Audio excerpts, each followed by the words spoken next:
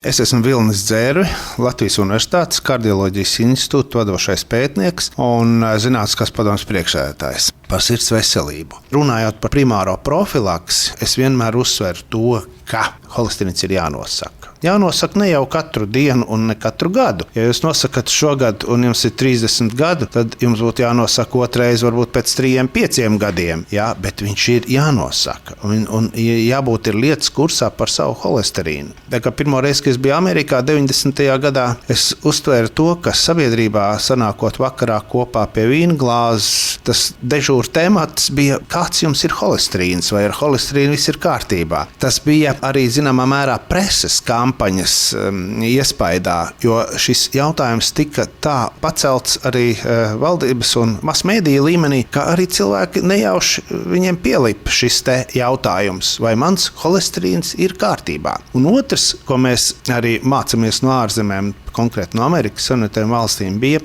asinsspiediena problēma, kas Amerikā bija 60., 70. un vēlāk gados tikpat aktuāla kā pie mums.